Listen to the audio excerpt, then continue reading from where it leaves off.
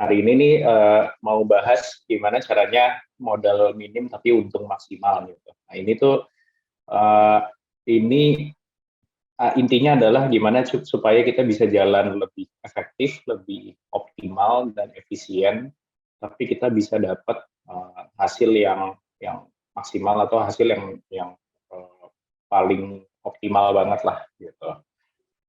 Gitu. Nanti aku coba jelasin sama-sama belajar. Mudah-mudahan ini bisa kasih manfaat ya buat teman-teman di sini, khususnya para UMKM. Oke, boleh next. Oke, nah ini mungkin aku update sedikit sebelum masuk ke materi tentang kasir. Kasir ini sebenarnya sesuai namanya, kita aplikasi kasir ya buat kebanyakan yang pakai kita itu mayoritas itu usaha mikro yang baru mulai, yang sedang jalanin usahanya, sama yang ketiga yang mau ngembangin usahanya. Gitu. Jadi di kasir itu tersedia fitur-fitur yang bisa membantu. Contohnya kita integrasi online dan offline transaction. Jadi kalau ada teman-teman yang punya usaha kuliner, itu kita bisa connect sama salah satu online food uh, dan ada yang transaksi offline itu bisa langsung sekalian, dan juga kita connect dengan e-commerce gitu. Jadi bisa single database. Gitu. Nah yang kedua, kita bisa juga bantu pedagang untuk nyediain digital payment gitu. Jadi kayak Kris, debit, dan beberapa payment channel lainnya. Gitu. Jadi teman-teman di sini yang pedagang bisa lewat kasir bisa langsung terima pembayaran dari berbagai macam jenis ya. Gitu. Lalu ada bisnis monitor gitu. Jadi di sini karena transaksi tadi udah terjadi, kita udah masukin produknya kita, sudah masukin apa harga jual, harga beli gitu. Nah, kita bisa monitor sales kita dan juga bisa monitor staff-staff kita, terus outlet kita kalau kita punya cabang beberapa, dan pasti produknya kita ya. Jadi barang apa yang paling laku, stoknya tinggal berapa, kapan kita harus order, itu bisa terintegrasi semua di kasir gitu. Jadi bisa ngebantu. Sama kita juga ada akses untuk bantu teman-teman pedagang itu supaya lebih berkembang. Jadi aksesnya itu ke financing, itu jadi teman-teman pedagang bisa dapat pembiayaan yang akurat, yang sesuai sama kebutuhannya. Ada juga training atau kita sebutnya edukasir di sini. Jadi belajar bareng-bareng kasir, sama bisa akses untuk order bahan baku. Gitu. Nah, tagline-nya kasir adalah usahawan cuan gitu. Jadi kita pengen usahawan itu jadi cuan. Cuannya itu singkatan. Jadi dia canggih karena pakai teknologi yang sesuai sama kebutuhannya. Untung karena harganya kita mulai dari gratis gitu. Jadi buat yang baru mulai, yang dirasa nggak perlu terlalu fitur banyak, itu bisa pakai secara gratis gitu, dan nanti bisa disesuaikan sama kebutuhannya. Akuntabel karena semuanya kecatat, tahu kondisi bisnisnya, dan yang pasti nasionalis gitu, karena teman-teman UMKM di sini kita yakin punya banyak kontribusi ke ekonomi Indonesia gitu. Jadi 60% GDP-nya Indonesia itu dari teman-teman UMKM, dan 98% penyerapan tenaga kerja itu dari UMKM. Jadi UMKM penting banget. Kenapa kita fokus ke UMKM? Kita fokus ke teman-teman pedagang supaya goals-nya adalah bisa sama-sama jagain ekonominya Indonesia. Nah, kasir tadi kita rilis dari 2017. Kita sekarang sudah ada sekitar 900 ribuan user seluruh Indonesia. Benar-benar dari Sabang sampai Merauke gitu. Jadi benar di Papua, di Kalimantan, di pelosok-pelosok itu banyak, alhamdulillah cukup banyak yang dapat manfaatnya kasir. Untuk kota sendiri kita udah di 514 kota, dan kita sudah bergabung kurang lebih dari 60 komunitas UMKM kita kerjasama, dan udah lebih dari 8.000 UMKM yang ikut kelas-kelasnya kasir gitu atau edukasir. Nah, untuk kasir sendiri sudah mencatat 119 juta transaksi yang nilainya di tahun 2021 aja tuh 14 triliun. Jadi banyak banget dari 900 ribu pedagang ini yang sudah menggunakan kasir. Gitu. Dan harapannya kasir bisa terus membantu pedagang dan jagain ekonomi Indonesia. gitu. Oke, boleh next. Tuh. Nah, ini kan tadi kalau teman-teman udah tahu ya, kita judulnya adalah untuk masuk ke materi itu judulnya modal minimum tapi untuk maksimal gitu. Jadi di sini aku mau membahas beberapa hal mulai dari kegagalan usaha tuh apa-apa aja penyebabnya, terus di situ nanti kita akan bahas ya dua lainnya setelah ini. Gitu. Nah, ini yang paling teman-teman harus tahu gitu. Jadi kegagalan usaha itu kalau dilihat hampir terutama untuk usaha baru gitu. Ini aku ngambil data dari beda-beda sumber. Tapi kalau teman-teman lihat paling besar adalah yang pertama itu nggak ada kebutuhan pasar. Gitu. Jadi banyak banget teman-teman yang baru mulai ya. Jadi startup itu adalah usaha yang baru mulai, bukan startup digital gitu, bukan hanya itu doang, tapi kita baru mulai buka coffee shop, kita baru mulai buka restoran kecil, tempat makan, itu kita namakan startup. Nah, pedagang-pedagang startup ini banyak banget yang membuat produk tuh based on, pengen buat produk ini deh, gitu. Tapi nggak di research dulu, marketnya butuh apa enggak sih, gitu. Nah, kalau dilihat nomor satu paling banyak adalah nggak ada kebutuhan pasar dari 3 survei yang berbeda ini. Nah, tapi yang kedua adalah kehabisan dana gitu. Jadi nomor satu, nomor dua ini yang paling banyak dilihat nih. Kalau nomor tiga kan ada tim yang nggak pas gitu. Nah itu kita akan lebih fokus ke nomor dua ini nih gitu. Jadi banyak banget teman-teman yang usahanya baru mulai biasanya nggak bisa mengontrol keuangannya. That's why kenapa kasir berangkat dari pencatatan supaya controllable keuangan, controllable usaha kita tuh bisa track. Gitu. Nah ini jadi penting banget gitu. Kenapa? Jangan sampai kita usahanya kita gagal atau stop karena kita kehabisan uang ya gitu. Nah salah satu caranya adalah gimana supaya kita bisa minimum modal ya atau cash atau modal yang kita keluarkan itu nggak terlalu banyak, tapi kita bisa dapat market yang tepat dan bisa berkembang. Gitu. Jadi ini penting banget buat teman-teman lihat. Jadi silahkan aja diambil materi-materinya, siapa tahu bisa manfaat buat teman-teman ke depannya gitu. Jadi ini ya teman-teman harus ingat kegagalan usaha itu karena marketnya nggak ada, dan kedua yang paling penting adalah bagaimana kita bisa ngelola uangnya, cashnya. Gitu. Oke, boleh next. Nah ini jadi ini juga aku alamin. Aku mulai usaha itu sekitar tahun 2005. Mulai dulu itu sebelum membuat kasir ya. Aku tuh sekitar mungkin ada 10 atau belasan usaha yang aku coba gitu. Dan hampir semuanya, mungkin 90% itu nggak pakai modal gitu. Karena apa? Karena aku memang nggak punya modal waktu itu kondisinya gitu. Nah, gimana cara-cara untuk ngatasin kita kalau kita nggak ada modal gitu. Yang pertama kita bisa lakuin pembiayaan ya, walaupun ini harus ada recordnya gitu. Cuman yang perlu dicatat di notes sama teman-teman, pembiayaan ini impact-nya adalah pasti kita harus konsisten bayar. Ada yang mayoritas kebanyakan itu ya pokoknya kita setiap bulan bayar misalnya 1 juta, dan itu harus 1 juta terus, mau usaha kita lagi naik, mau tutup, mau lagi penjualan lagi jelek gitu, sampai usaha kita tutup, kita tetap harus melunasi tanggung jawab kita ini gitu di pinjaman kita ini gitu. Dan kita harus responsibel kalau ada tunggakan. Nah, aku sangat menghindari kalau kita di awal ya, di step awal untuk melakukan ini sih gitu, pinjaman atau pembiayaan. Karena apa? Karena nanti teman-teman itu akan lebih fokus untuk setiap bulan gimana caranya ini bayar, walaupun kecil ya, gitu. Tapi akan mengganggu konsentrasi kita untuk fokusnya lebih banyak untuk gimana, pokoknya yang penting kita jualan, kita bisa bayar utangnya bulan depan, gitu terus. Gitu. Dan ini aku alamin ya waktu waktu itu seperti itu gitu. Jadi karena ada satu pinjaman, fokusnya akhirnya kepecah-pecah tuh. Fokusnya bukan mau ngembangin usahanya, bukan mau ngasih value ke produk atau service yang kita lagi bangun ini gitu.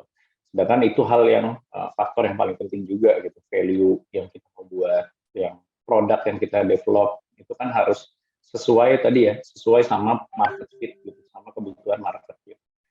Yang kedua, sebenarnya ini sangat direkomendasiin adalah investment. Gitu. Jadi investment ini notes-nya adalah ini pasti pembagian saham atau ada juga bagi hasil gitu. Jadi teman-teman kerjasama sama mungkin partner teman atau ada kenalan yang memang punya modal lebih untuk membantu kita jalanin usahanya. Gitu. Tapi yang harus kita lakukan udah pasti kita harus report, harus memberikan laporan ke pemberi modal itu secara konsisten gitu. Karena ada uang yang dititipkan ke kita gitu, jadi kita harus memberikan kepercayaan ke pemberi modal ini dengan ngasih lihat progres kita, bagaimana perkembangan usaha kita gitu. Kalau lagi susah kita bisa cerita ke dia, ini penjualannya lagi turun nih, kita coba brainstorm bareng, kita coba cari cara untuk kembangin. Nah, itu ya. Jadi cara kedua investment. Kalau yang ketiga, ini juga dulu aku sempat lakukan itu yang nggak pakai modal.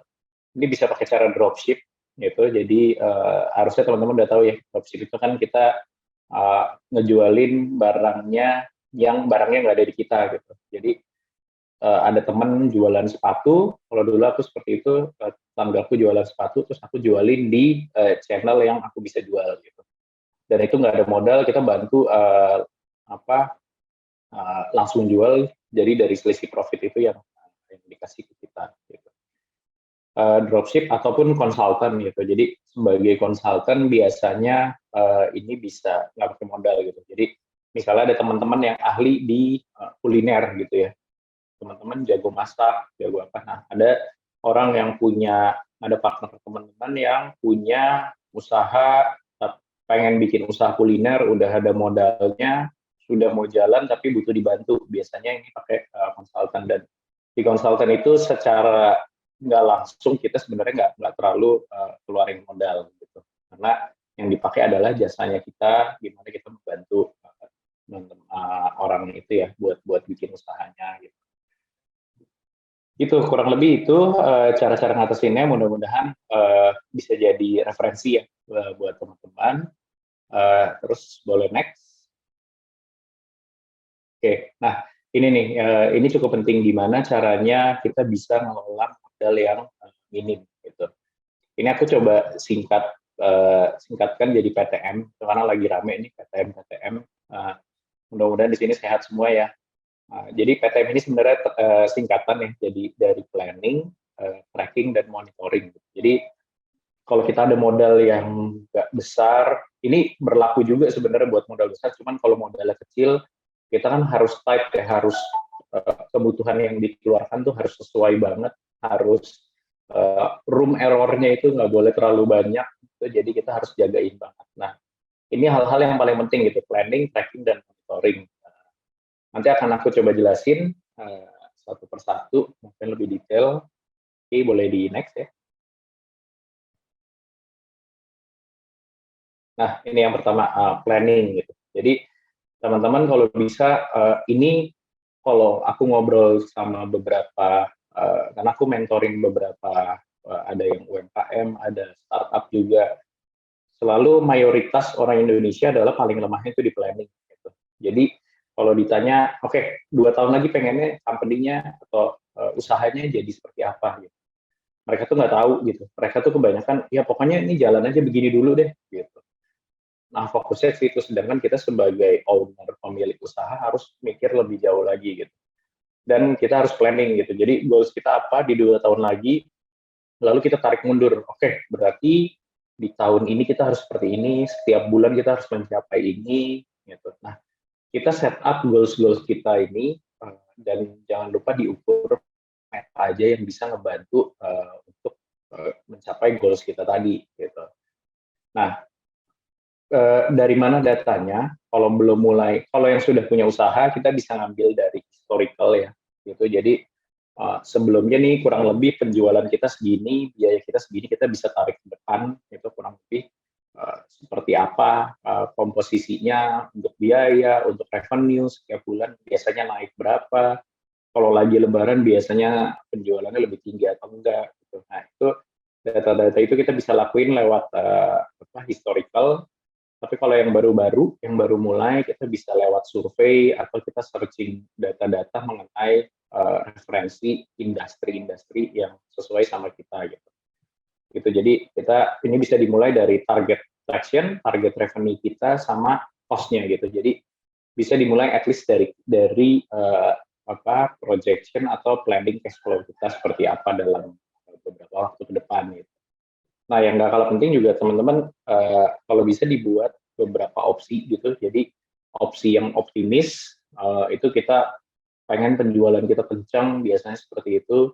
Lalu yang realistis yang kita lihat kayaknya setiap bulan nih kita nggak bisa terlalu tinggi, kurang lebih kondisi seperti ini.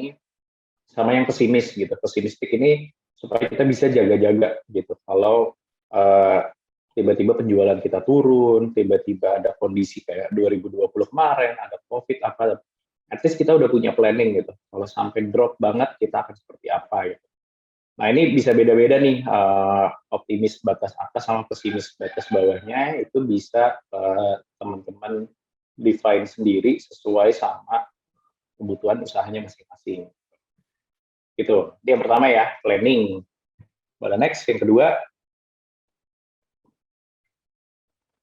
Yang kedua adalah tracking gitu. Jadi kita track atau kita lihat dari target-target dari planning-planning yang kita buat itu kan tadi ada target-targetnya. Nah, setiap matriks itu kita lihat rasio-rasionya gitu. Atau kalau bisa dilihat di sini nih teman-teman, misalnya contoh tuh di Januari di bawah tuh ada plan. Plan itu targetnya kita, yang kanannya ada realisasi. Gitu. Jadi kita bisa lihat realisasi kita seperti apa dan kita udah mencapai berapa persen. Gitu. Ini kalau possible di review setiap hari bagus banget gitu, tapi at least 1 minggu atau 2 minggu sekali kita review gitu. Supaya kita tahu, oh kita nih jauh dari target, kita harus at least kita tahu kalau kita kondisinya revenue kita lagi drop banget di bulan ini nih, padahal target kita segini, cost kita kegedean nih di bulan ini gitu, dan kita belum mencapai revenue yang baik. Gitu. Nah ini matriksnya harus dilihat dan masing-masing matriks itu harus ada persentase plan di compare sama realisasi tadi yang aku coba jelasin. Gitu. Nah kalau di ini yang sebelah kiri ya ini contoh. Kalau di dunia startup tuh matriks-matriksnya itu install, register, active user kita, revenue berapa gitu.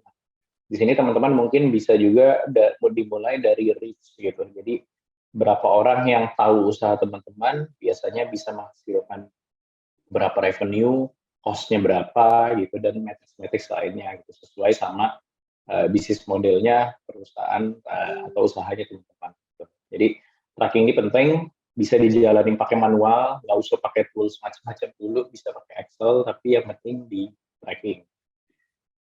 Oke, lanjut lagi, boleh next. Yang terakhir itu monitoring gitu. Ini bagus banget kalau kita punya dashboard ya, supaya kita bisa monitor semua pergerakan usaha kita gitu. Jadi berapa persentase cost yang udah kita pakai, achievement kita berapa di bulan ini gitu. Ini biasanya bisa kalau udah cukup berkembang bisa di automate gitu. Jadi biasanya ini kita kalau udah monitoring tuh umumnya udah pakai tools. Contohnya tuh di bawah itu ada Google Data Studio, Metabase. Itu kalau connect sama report kita, itu kita bisa langsung directly tahu gimana perkembangan usaha kita, gimana status usaha kita sekarang, seperti apa. Supaya apa? Supaya kita tahu, supaya kita punya strategi kalau usaha kita perlu diimprove, perlu dinaikin lagi. Dan kita tahu, oke nih kita nggak nyampe revenue, misalnya ya udah mau akhir bulan tapi revenue kita baru 5%. Itu kita bisa lihat tuh sebelumnya kita ada hal-hal yang kita lakuin tapi nggak optimal nggak, atau ada hal-hal yang kita belum lakukan gitu. Misalnya ada aktivitas marketing yang ternyata kita biasanya kalau kita lakuin ini bagus banget, cuman kok uh, ada yang drop, berarti kita nggak pernah ada yang kita skip gitu aktivitinya. Jadi ini penting banget buat teman-teman bisa monitoring gitu. Jadi gimana cara ngelolanya tadi, ingat ya PTM itu planning, tracking sama monitoring usahanya teman-teman. Gitu, oke, boleh next. Aku rasa kayaknya ya Cuan dan terima kasih itu dari aku, mudah-mudahan bisa manfaat buat teman-teman, bisa bantu usaha teman-teman supaya tadi ya, supaya bisa pakai modal yang minim, kita bisa dapetin hasil yang atau profit yang maksimal. Mudah-mudahan kebantu ya. Sebelum perkenalkan, nama aku Galang Prakasa, aku dari Hands On Business. Oke, terima kasih buat panitia ya yang sudah mengundang aku dan Hands On Business untuk berbagi terkait dengan tema di hari ini, yaitu tema terkait modal minimal dan untung maksimal. Tentunya ini juga aku masih belajar gitu ya. Tadi bahkan aku juga belajar banyak dari Mas Angga dari materi-materi yang disampaikan. Dan di sini terkait modal minimal untuk maksimal, emang ini menjadi kondisi yang sangat relate gitu ya dengan kita semua, di mana ketika kita memulai sebuah bisnis itu kerap kali terkendala di masalah modal yang minimum. Tetapi tentunya kalau kita ngomongin bisnis, kita harus gimana caranya menciptakan untung, tidak hanya untung dari segi cuannya saja, gitu ya, tapi tentunya untung dari sisi sosialnya, gitu ya, bagaimana kita bisa berdampak, gitu ya, bagi masyarakat sekitar. Nah, untuk di awal tadi dari teman-teman panitia minta aku sekedar sharing lebih dulu nih, aku mulai bisnis di tahun berapa. Jadi sebenarnya aku mulai bisnis itu dari aku SMP gitu ya. Dulu aku sempat waktu itu sempat rame jersey Thailand gitu ya, jersey KW Thailand. Nah, itu aku coba memperdagangkan itu dan ternyata laku gitu. Nah, kebetulan ada temanku juga ada yang sekolah di sana di Thailand. Nah, terus nanti setiap berapa bulan sekali atau setiap berapa minggu sekali aku titip gitu ya dengan dia, dan nanti aku mendapatkan persentase gitu ya, mendapatkan selisih harga gitu. Nah, di situ pertama kali aku bisnis, terus ada beberapa bisnis-bisnis yang lain sampai saat ini juga masih berjalan ya. Dan di hands on business itu kita memang semacam social project sebenarnya, social project yang kita jalankan ketika kita banyak mendapatkan keluhan-keluhan dari pelaku bisnis di lapangan kayak gitu. Nah, mungkin bisa next.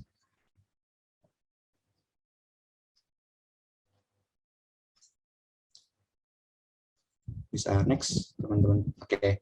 Jadi di hands-on business itu kita memang memiliki 3 pilar ya, yaitu edukasi, konsultasi, dan juga support.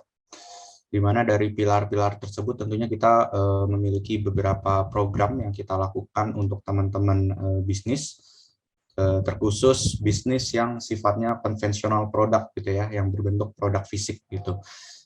Bisa dari fashion atau makanan ya, atau kria atau yang lainnya gitu ya. Jadi kita berfokus memang ke bisnis yang bersifat produk bisnis, produk fisik gitu. Bisa next. Nah, untuk fungsi consult and support itu kita membantu dari teman-teman bisnis dan teman-teman pelaku UMKM itu dari segi 4 hal, di mana 4 hal ini merupakan problem yang banyak kita temui ya. Yang pertama adalah banyaknya pelaku bisnis yang tidak memiliki mentor, maka dari itu kita carikan mentor dan juga konsultan untuk teman-teman bisnis. Terus dari segi production, kita hubungkan mereka dengan rekanan supplier dari hands-on business gitu. Terus untuk go digital itu kita hubungkan dengan digital marketing agency dan marketing agency yang lainnya.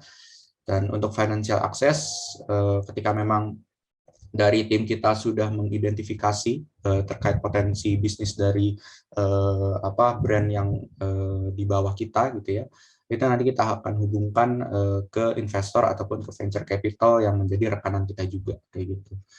So next.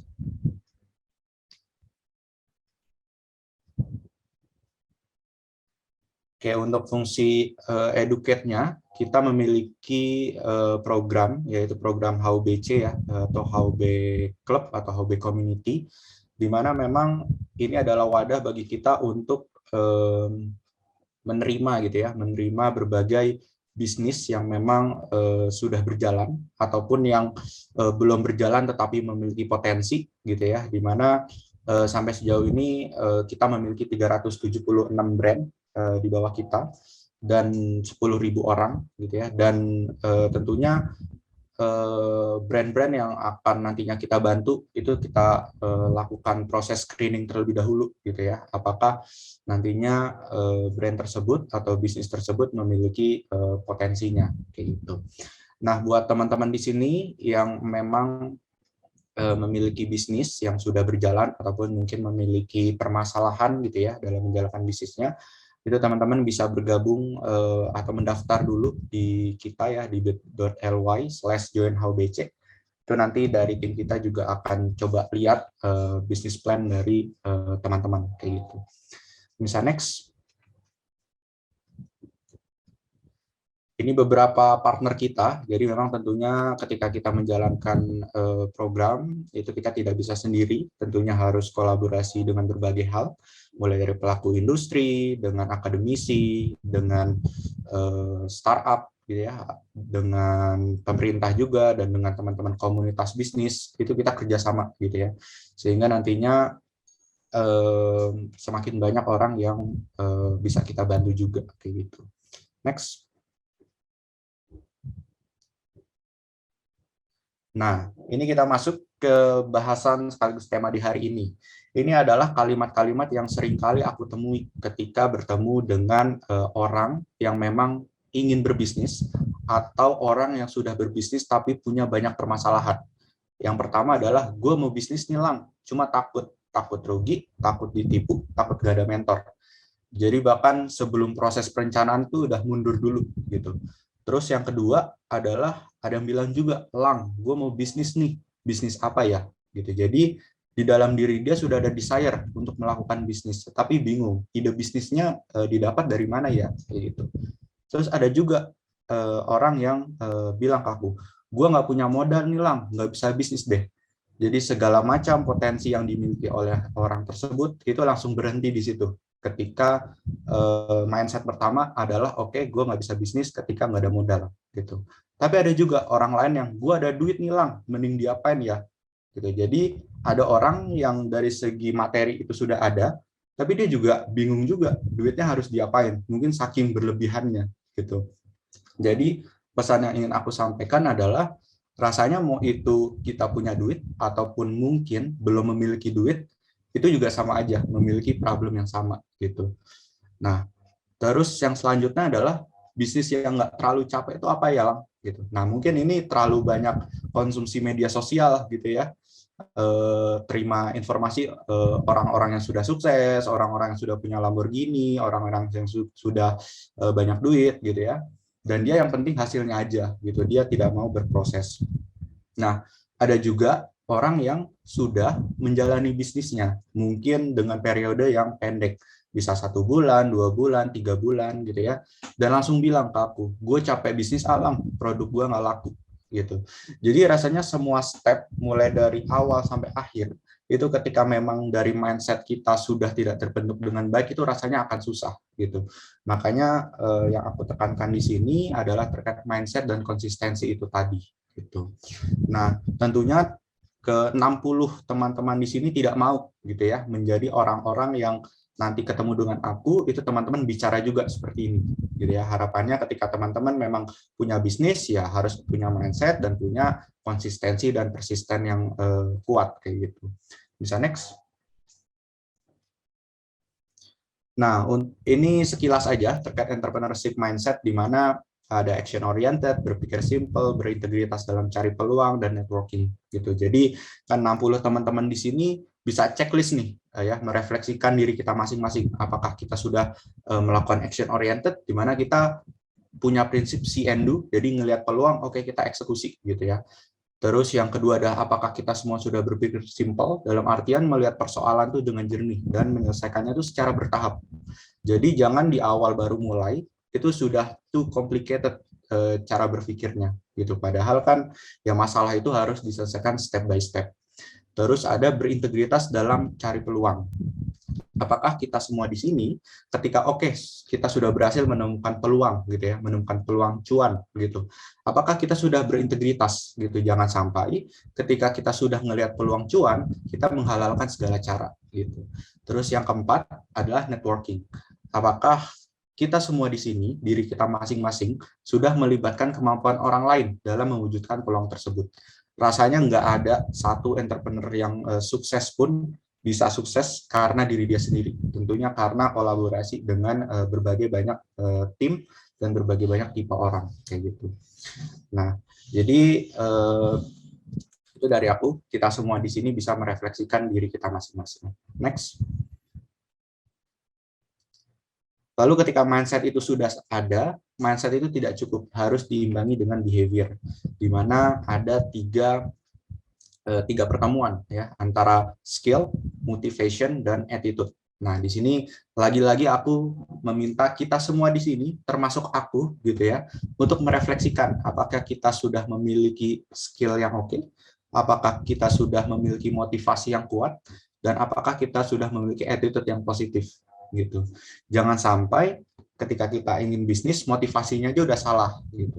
Dan jangan sampai ketika kita punya bisnis ya kita menghalalkan berbagai macam sikap yang kita lakukan gitu. Nah, nanti kan jadi negative attitude gitu. Dan jangan sampai juga ketika kita ingin berbisnis ya kita tidak meningkatkan kemampuan serta skill kita gitu. Karena ya tentunya skill dan kemampuan diri kita itu juga diperlukan untuk setidaknya nanti ketika bisnis itu sudah berjalan, itu bisnis tersebut bisa berkembang semakin besar gitu. Next. Nah, lalu yang berikutnya adalah ide dan perencanaan bisnis. Kalau tadi ada kalimat yang bilang ke aku gitu ya, ada orang yang bilang ke aku, gue mau bisnis nih Lang, tapi gue nggak punya ide gitu. Ide bisnisnya apa ya gitu yang bagus. Nah, ini adalah tiga hal yang bisa kita lakukan. Dan ini sebenarnya juga aku lakukan di saat aku, ya pernah lah kita pasti pengen bisnis, tapi buntu gitu ya, bisnis apa. Yang pertama adalah kita diskusi, belajar dengan orang lain, dan hadirkan solusi. Gitu. Jadi, rasanya ketika kita ketemu dengan banyak orang, ngobrol, diskusi, itu akan semakin banyak pula tuh di pikiran kita, gitu ya. Oh, ternyata ada peluang nih di sini, gitu ya. Nah, terus yang kedua adalah kenali hobi kalian dan optimalkan, gitu. Karena ini ketika kita sudah tahu kompetensi kita apa, skill kita apa, so maksimalkan. Tapi jangan sampai maksimalkan, ya sudah maksimalkan ternyata market nggak butuh, gitu. Kalau tadi Mas Angga kan bilang ya, yang pertama kali membuat bisnis itu nggak jalan karena memang market tidak butuh, gitu. Jadi ketika memang sudah tahu nih skill kita apa, coba kita maksimalkan gitu ya. Itu dari sisi internal, tapi kita harus melihat juga dari sisi eksternal apakah kira-kira market juga membutuhkan. Terus yang ketiga adalah mungkin teman-teman juga bisa melakukan ATM gitu ya, atau amati, tiru, dan juga modifikasi. Lihat produk apa yang memang ingin dijalankan oleh teman-teman gitu ya, ingin diproduksi oleh teman-teman. Dan nantinya teman-teman membuat USP yang berbeda, gitu, unique selling proposition yang berbeda.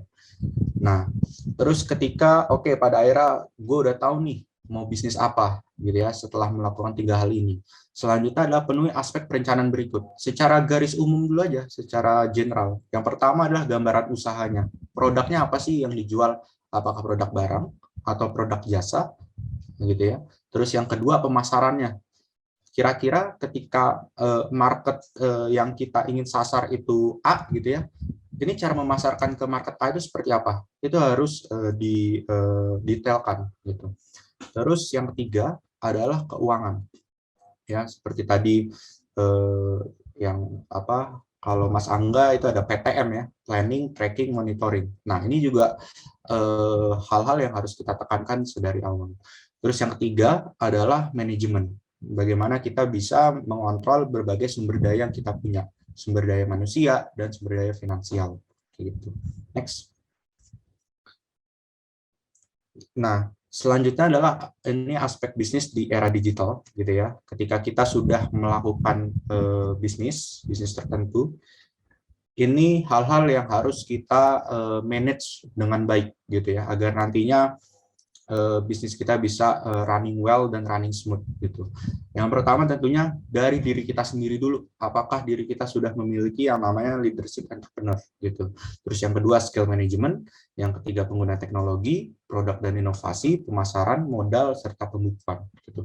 Ketika ketujuh aspek ini dijalankan secara paralel dan secara baik, gitu ya, aku yakin bisnis teman-teman akan grow juga kayak gitu. Next.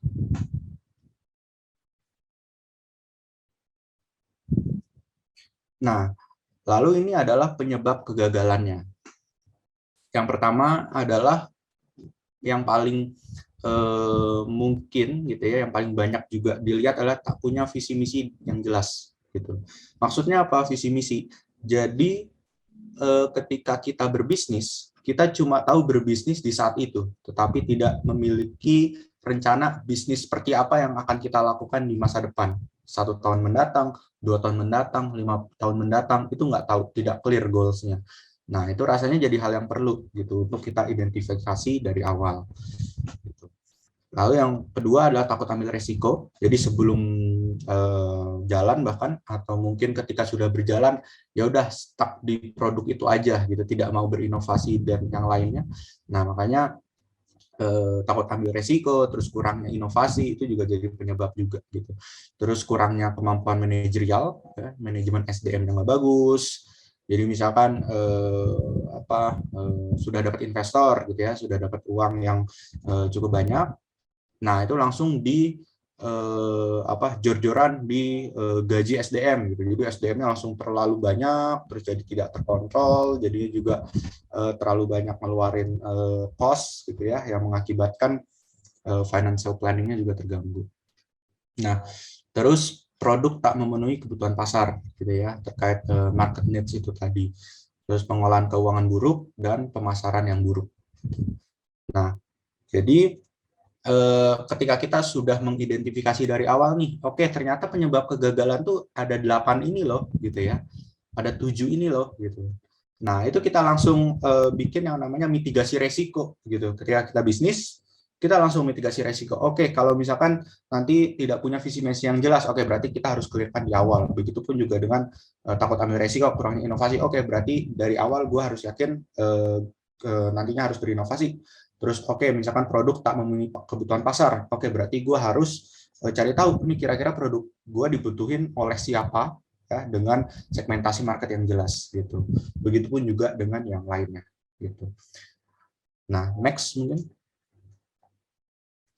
Nah, lalu terkait dengan keterbatasan modal gitu. Kalau tadi ada orang yang bilang ke aku gitu ya, kalimatnya adalah, "Lang, gue mau bisnis nih, tapi gue nggak punya modal," gitu. Nah, ini adalah jawaban-jawaban yang aku sampaikan ke dia. Yang pertama adalah fokus mulai dari yang ada gitu. Jadi resource apa yang dimiliki oleh kita gitu. Secara misalkan finansial, oke, kita mampunya itu maksimal berapa? Itu harus kita identifikasi di awal. Gitu. Kecil nggak apa-apa. Gitu. Berarti kita harus setelah resource kita memang dari awal itu sedikit, berarti kita harus sesuaikan dengan bisnis plan kita bagaimana caranya cost yang kita keluarkan itu sedikit juga gitu. Jangan sampai terlalu memaksakan kehendak gitu. Terus yang kedua adalah menggunakan sistem pre-order ya. Karena sistem pre-order ini kan setidaknya kita bisa memvalidasi kebutuhan market kan. Oke, yang penting kita lempar dulu nih ke market. Oke, kita jualan A, B, C, D. Kira-kira ternyata yang laku yang mana? Oh, berarti nanti mungkin kalau kita harus stok itu harus ya sudah ada track record gitu ya. Oh, karena pre-order pertama sampai ketiga itu yang laku produk ABC gitu. Terus yang ketiga adalah ikut lomba usaha rintisan ya. Sekarang kan banyak lomba-lomba yang membuka akses terkait pendanaan. terus bergabung komunitas entrepreneurship, dan cari investor. Ibaratnya kita harus mencari atau mendekatkan diri kita ke orang-orang yang memang berbicara terkait bisnis gitu. Jadi rasanya di sini dengan adanya kegiatan ini ya, kegiatan UMKM Talk, terus ada Karya Nusantara, itu sebenarnya teman-teman sudah mendekatkan diri kita semua gitu ya dengan ekosistem bisnis gitu ya, sehingga nanti peluang teman-teman untuk berkembang itu semakin lebih besar. Terus yang kelima, kalau memang secara bisnis sudah berjalan tapi mungkin benar-benar ketika ingin expand gitu ya, masalah pendanaan itu mungkin bisa minjam ke bank gitu. Tapi rasanya ini nggak aku sarankan juga gitu ya terkait pinjaman ke bank. Next. Nah, lalu bagaimana caranya untuk mengelola modal usaha? Yang pertama, jawaban dari aku adalah harus membuat rekening terpisah untuk usaha gitu. Jadi kalau apa namanya, misalkan kita belajar investasi gitu ya, itu kan kita pisahkan rekening untuk tabungan dengan rekening untuk investasi gitu misalkan ya, untuk deposito dan yang lainnya. Terus, nah begitupun juga dengan bisnis ya, bisnis itu juga harus kita pisahkan rekening untuk apa namanya, rekening untuk tabungan atau untuk operasional daily needs kita dengan rekening untuk bisnis kita gitu. Setidaknya dengan kita sudah memiliki niat untuk memisahkan rekening kita, itu setidaknya kita juga sudah memiliki self will ya, sudah memiliki keinginan diri kita, kita sudah benar-benar niat ya untuk menjalankan bisnis. Gitu. Terus yang kedua adalah buat laporan keuangan dan laba rugi itu secara detail. Gitu. Seringkali yang aku temui adalah mungkin bisnisnya baru jalan, jadi terlalu banyak berkompromi dengan pengeluaran gitu. Misalkan ada pengeluaran kecil 500 perak, 1000 itu nggak dicatat gitu. Jadi ya udah deh cuma 1000 doang. Ya udah deh jadi cuma 2000 doang gitu ya. Nah, bayangin aja kalau pengeluarannya 2000 terus ternyata 2000 itu dilakukan selama 20 kali gitu ya atau 50 kali. Itu kan akan besar juga nominalnya.